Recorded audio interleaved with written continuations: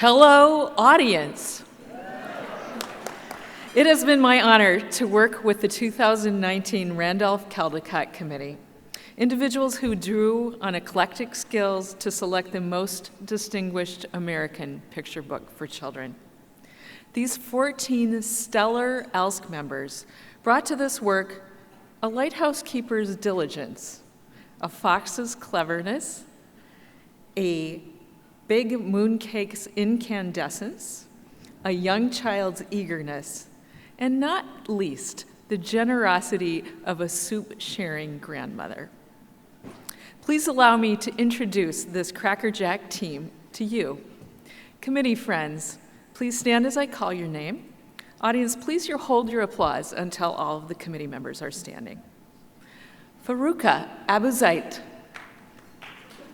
Heather Acero, Tom Bober, Megan Egbert, Lucia Gonzalez, who could not be with us tonight, Darwin Henderson, Shannon Horrocks, John C. McNair, Ruth Quiroa, Chinasa Seiss, Amanda Struckmeyer, Marilyn Taniguchi, Gwen Vanderhage, and Caroline Ward.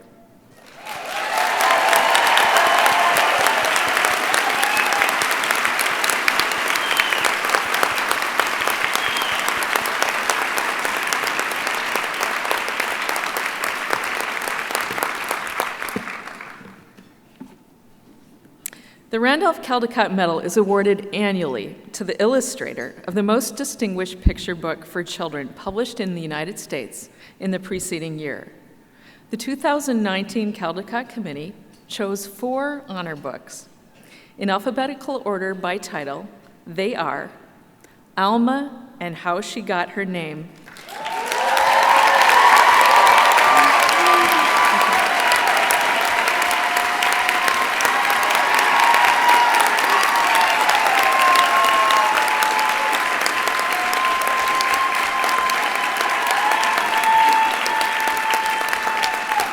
illustrated and written by Juana Martinez Neal and published by Candlewick Press. In this warm family story, a young girl learns the important ancestral origins of her long musical name. Juana Martinez Neal's hand-lettered fonts, soft palettes, and smudgy pencil lines bring to gentle life this delightful discovery of identity and heritage. Juana Martinez Neal, please come forward and accept the Caldecott Honor Citation for Alma and How She Got Her Name.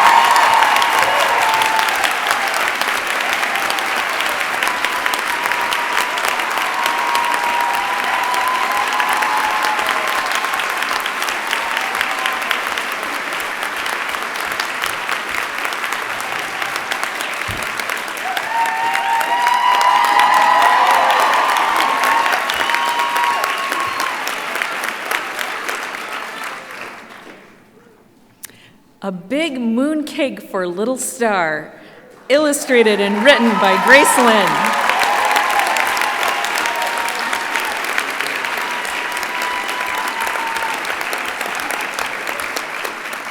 And published by Little Brown Books for Young Readers, a division of Hachette Book Group.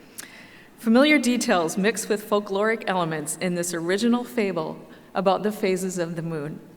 Grace Lynn skillfully merges the velvety black of Mama and Little Star's celestial home with the black of their gold-starred pajamas in a fadeaway style that is at once dramatic and cozy. Grace Lynn, please come forward and accept the Caldecott Honor Citation for A Big Mooncake for Little Star.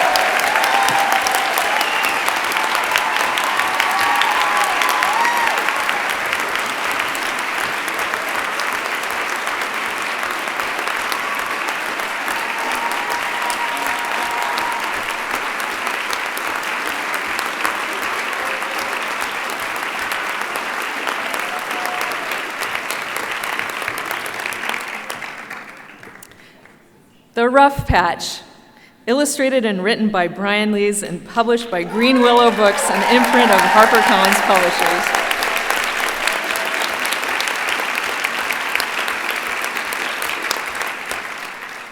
In this story of grief told through light and shadow, Brian Lees poignantly and powerfully depicts a fox's inner world following the death of his beloved companion.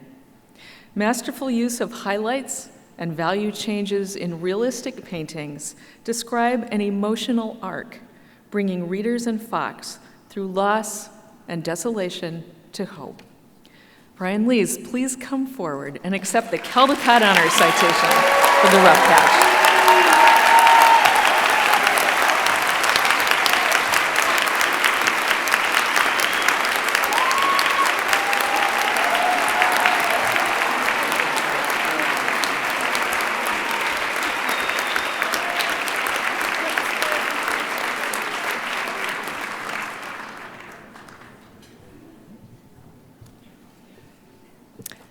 Thank You, Amu, illustrated and written by Oge Mora and published by Little Brown Books for Young Readers, a division of Hachette Book Group.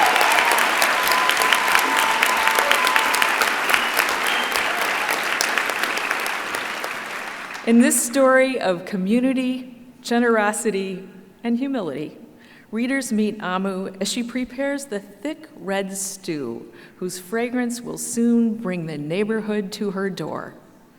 Oge Mora's lively mixed media collage blends texture, color, line, and shape in a musical composition that brings to life the many flavors of a big city and those who share life and food there. Oge Mora, please come forward and accept the Caldecott Honor Citation for Thank You, Amu.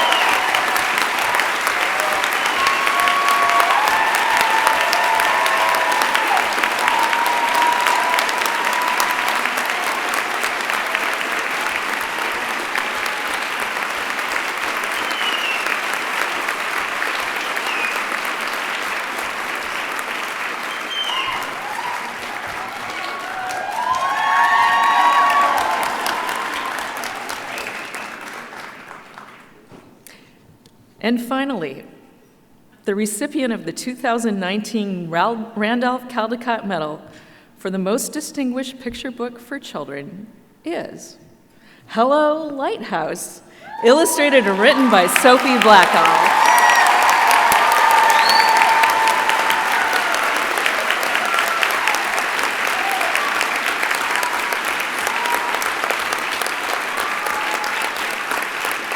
The book was published by Little Brown Books for Young Readers, a division of Hachette Book Group. In delicate watercolor and Chinese ink illustrations, Sophie Blackall gives us intimate entry into the world of Lighthouse and Lighthouse Keeper. Outside, this tall beacon stands in isolation, while all around it, water shapes seem to churn or gently undulate and winds swirl with curvaceous lines. Inside, it's a cylindrical home encircling a loving family. From its tall, narrow trim to the absorbing features of its precise cutaways, Hello, Lighthouse is an exemplar of close attention to detail, rendered with charm and skill that bring children back again and again. Sophie Blackall, on behalf of the 2019 Caldecott Committee, it is our privilege and honor to present to you the 2019 Randolph Caldecott Medal for Hello, Lighthouse.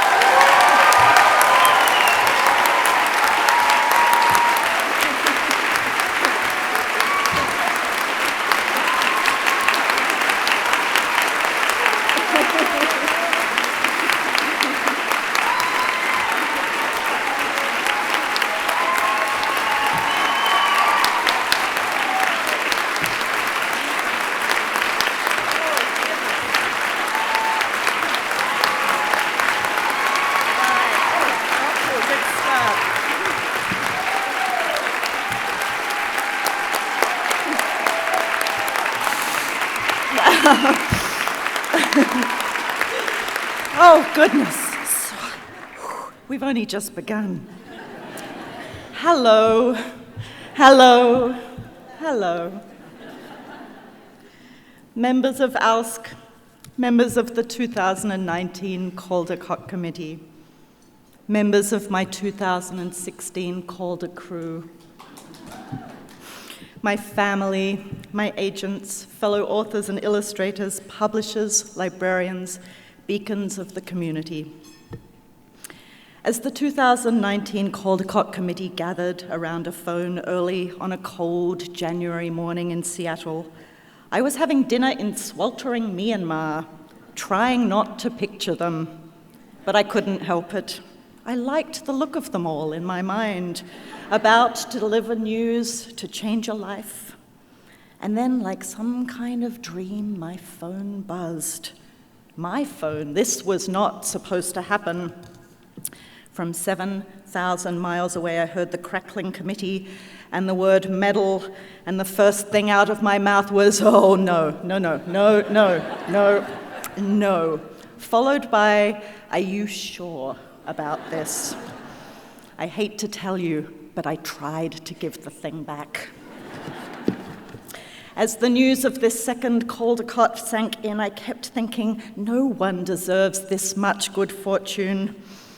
And then I remembered how I felt when my second child, Eggie, was born. I didn't for a minute offer to give my son back. His arrival was every bit as miraculous and joyful and distinct as it had been with my first child, Olive. Later, when Eggie was 3, and I was trying to sound professional on the phone with my first editor, Victoria Rock, and he was under my desk in a cardboard box bumper car ramming my shins, then for a split second, I considered giving him back, but only for a second. I also realized with a thud how rude it was to question the judgment of the committee. Mary Fellows and the 14 other committee members spent an entire year poring over picture books, and what a year for picture books. And they chose Hello Lighthouse for the medal, for which I am, after my initial shock, profoundly grateful. It is especially wonderful to be here in Washington, D.C. tonight to cheer on my dear friend Meg Medina, to celebrate the legacy of Walter Dean Myers, and to be honored alongside Brian Lees, Grace Lynn, Juana Martinez-Neal, and Oge Mora. And yet, when someone says, hey, I hear you won the Caldecott, I wince in response as though they say, hey, I hear you accidentally killed a horse. Australians, as a rule, don't like show-offs. When I told my mother that I had won the 2016 Caldecott for Finding Winnie, she chastised me for bragging. Australians are trained to be self-deprecating. We save others the trouble of discovering our flaws by presenting them with a list when we meet, especially if we are women. In 2013, when Susan Rich wrote to me with the manuscript of Finding Winnie, before accepting, I asked whether she should perhaps consider Brian Floker, because Brian is really good at drawing trains. This year, the Caldecott attention made me uncomfortable. I was acutely aware of the many illustrators who made beautiful, award-deserving books in 2018, and I felt their disappointment. Also, I had it on good authority from Chris Rushka that nobody likes a 2-time medalist, although he seems pretty likable. And maybe I was imagining it, but when people said, your cup runneth over, it sounded the tiniest bit like a reprimand, as though I had chosen an inappropriately sized cup and it was making a mess on the floor. So I decided to look to my forebears to see how previous medalists managed their good fortune. I went right back to the beginning, to 1938, when the first Caldecott Medal was awarded, and proceeded to read all 81 speeches. Well, I couldn't read Stephen Gammel's because that one was never written down. Some of you know about that. Many winners wished they could skip the speech or draw it instead, but besides that, most were pleased, surprised, and grateful. A few clearly thought it was long overdue. And then there were the women. Hello, Dorothy L. Lathrop, Virginia Lee Burton, Elizabeth Orton Jones. 18 solo women have won the Caldecott Medal in 82 years. I was very interested in the women, and especially the working mothers, and particularly the working single mothers, and most particularly the working single mother who won 2 Caldecotts, my hero, Barbara Cooney. But it was Marsha Brown. It was Marsha Brown who writes so eloquently in each of her 3 acceptance speeches about the challenge and responsibility, peril and heartache of artistic process, who stopped me in my tracks. She writes about the artist in the 3rd person, using the pronoun he. The Caldecott women had a way of distancing themselves from their achievements, which I found heartbreaking and familiar. Most lighthouse keepers were men, but some of them were women. Women in lighthouses did all the same work as the men. They tended the light, rescued sailors in storms, and scraped ice off the lantern room windows. They also cleaned and cooked and bore children. Most Caldecott winners are men, but some of them are women. Women who make books do all the same work as the men. They delve deep into research, they paint through the night, and they wrestle with revisions. They also clean and cook and bear children, and remember birthdays and booster shots, and to change the oil in the car. Hello, Margot Zimak, Trina Schartheimen, Mary Azarian. In a Q&A at a recent school visit, a student raised her hand and said, "I have something to say and a question." I always love kids like that. I didn't know girls could be authors. And also, how does it feel to hold a medal in each of your own hands? I thought of Marsha Brown, and I looked this child in the eye without wincing, and I said, "Girls can do anything." And I'll let you know in June.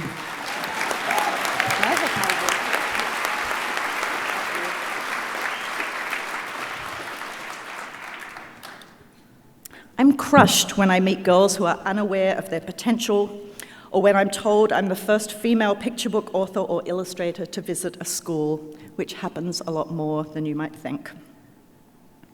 We are in a golden age for picture books, and many of them are being made by women. Librarians have told me they've had trouble finding women and authors and illustrators to visit their schools. So we are going to fix that.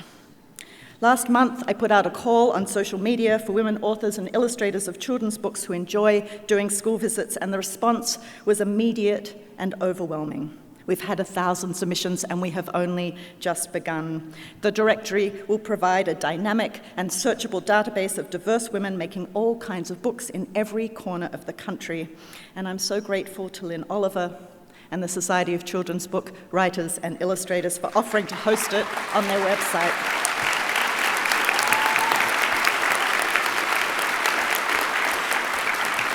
We aim to have the directory up and running before the new school year. If you would like to be included or know somebody who should be on the list, you can find out how to submit on my Instagram page, which I meant to post before this evening and then I got distracted, but I totally will later on today. I want children of every gender to know that they can do anything.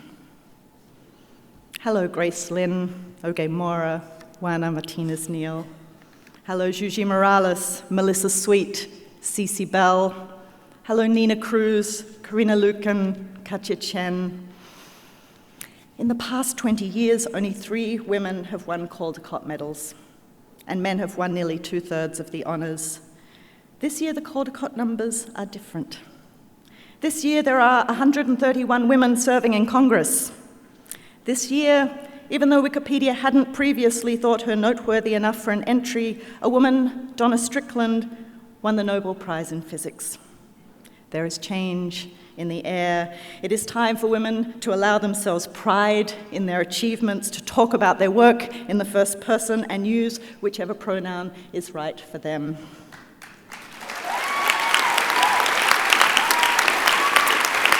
Hello, Ruth Bader Ginsburg, Jacinda Ardern, Alexandria Ocasio-Cortez. Hello, Lighthouse is dedicated to Susan Rich. editor, friend, beacon of light. Before I had drawn a single line of Finding Winnie, I was already talking to Susan about Hello, Lighthouse. I thought, there is something special about this woman. She is brilliant and wise and wickedly funny. She illuminates everything in her path. She makes me a better writer, a better illustrator, and a better person. I hope we get to work together until our hands and hearts and minds give out. Well, it seemed at times as though we were in our own world discussing small things like fog bell mechanisms and lighthouse tender schedules, and big things like love and loss and hope and change. No two people are an island.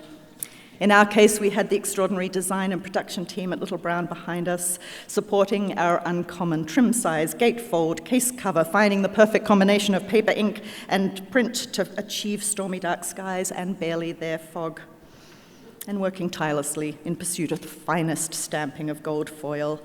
I thank everyone at Little Brown, including Dave Kaplan, Nicole Brown, Erica Schwartz, and Ruika Takanaga, also Nikki Garcia, Christina Pisiota, Andrea Spooner, Megan Tingley, and Victoria Stapleton, who loves me in spite of everything. Hello, Equa Holmes, Carson Ellis, Michaela Goad.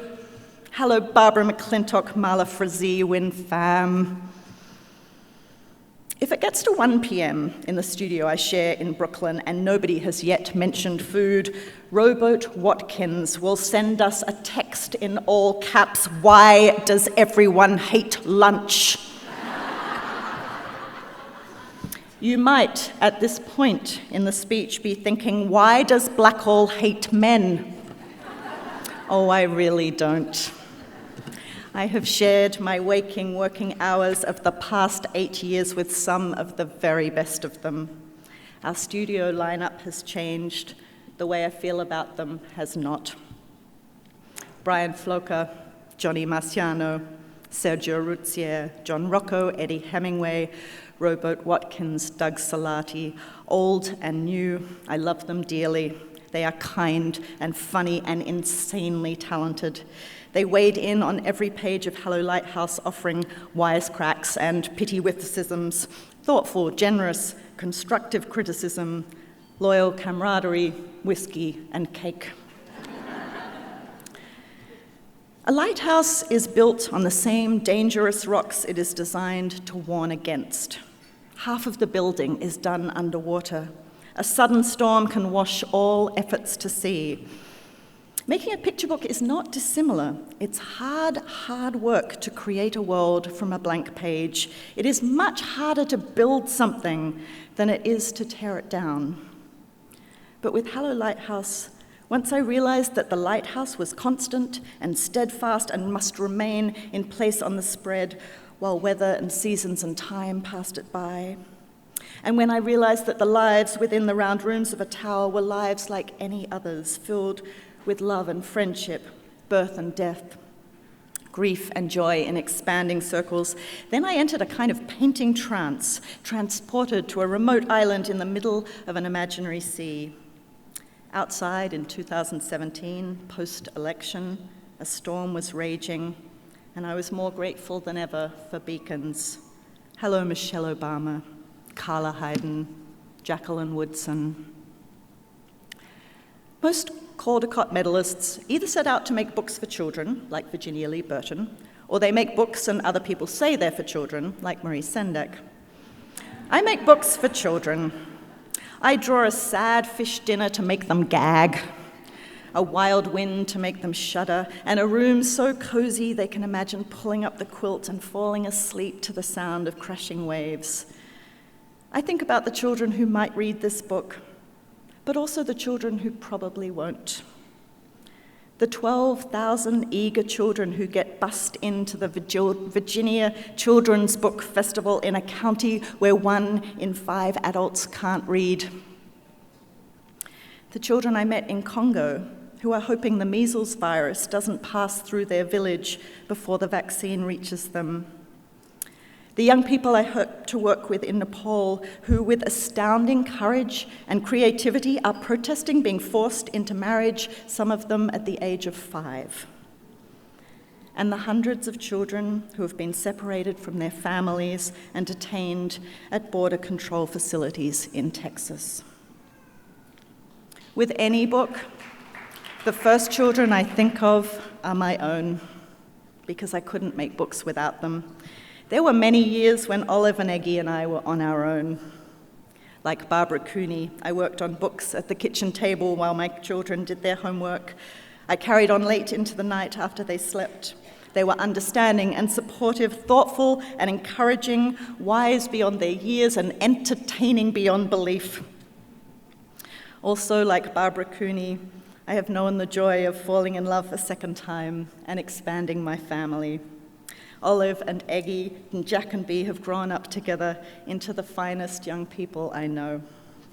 I have spent long nights in the studio and long days on the road, but I am never happier than when we are sitting around the dinner table together. And as for my partner Ed, he tends the light and winds the clockwork and is everywhere all at once. He cooks and cleans and picks up my laundry. He who first told me I could write is the best writer I know. All the words in the world are not enough to describe how wonderful he is and how lucky I am. Luckily, he knows all the words. I'm grateful to Little Brown for making it possible for my family to be here tonight. It took reading the speeches of my forebears, artists, immigrants, soldiers, parents, teachers, men and women, to figure out what the Caldecott really means to me. Our work as bookmakers and our work as women is built upon the foundation of those who came before. It was built on sharp rocks, partly underwater, but without it, we cannot reach the height we need to beam a light into the dark. Until we look back, we can't look forward. With this second award, I can look forward. I can lend my ears and voice and hands to help advocate for children in Virginia and elsewhere who don't have books, for children in Congo and elsewhere who don't have access to vaccines, for children the world over who are robbed of their childhood. As always, I will look to beacons to guide me. Hello, Juanita Giles, Susanna Richards, Rita Auerbach. Hello, Martha Paravano, Donalyn Miller, Alvina Ling. Hello, Kyle Zimmer, Lisa von Drasik, Ellen Ruffin. Hello, Andrea Davis Pinkney, Ruxana Khan, Julie Danielson. Hello, every librarian in the room. Hello, hello, hello.